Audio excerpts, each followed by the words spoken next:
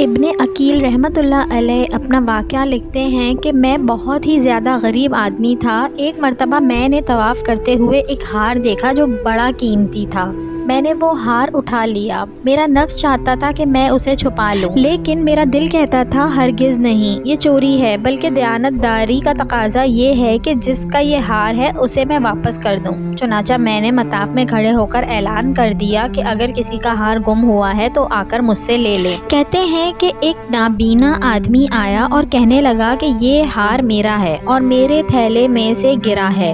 میرے نفس نے مجھے اور بھی ملامت کی کہ ہار تو تھا بھی نابینا کا، اس کا کسی کو کیا پتہ چلتا تھا۔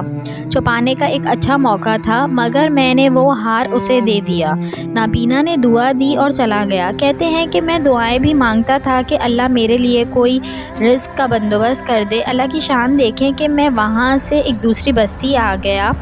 وہاں کی ایک مسجد میں گیا تو پتہ چلا کہ چند دن پہلے امام صاحب فوت ہو گئے ہیں۔ لوگوں نے مجھے کہا کہ نماز پڑھا دو۔ جب میں نے نماز پڑھائی تو انہیں میرا نماز پڑھانا اچھا لگا۔ وہ کہنے لگے تم یہاں امام کیوں نہیں بن جاتے؟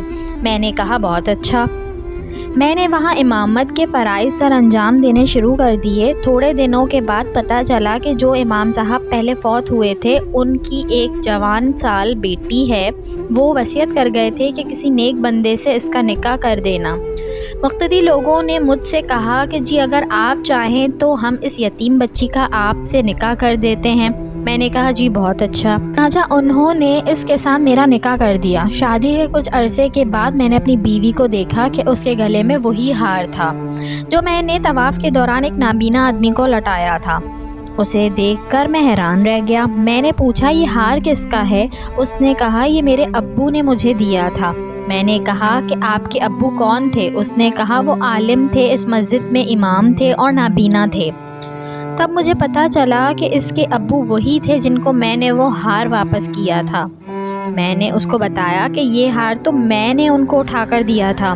وہ کہنے لگی کہ آپ کی بھی دعا قبول ہو گئی اور میرے ابو کی بھی دعا قبول ہو گئی۔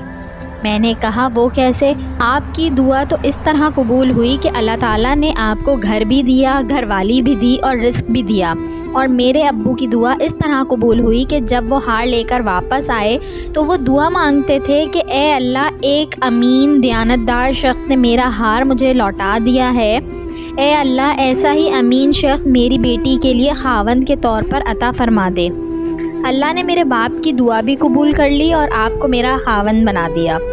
مخلص بندے کا کام اللہ تعالیٰ کبھی رکنے نہیں دیتے، اٹکنے نہیں دیتے، بلکہ اس کی کشتی ہمیشہ کنارے لگا دیا کرتے ہیں۔ ویڈیو اچھی لگی ہو تو اس کو لائک کریں، شیئر کریں اور میرے چینل کو سبسکرائب کریں، اور ساتھ ہی بیل آئیکن کو بھی پریس کر دیجئے تاکہ میری نئے آنے والی ویڈیو آپ کو مل سکے۔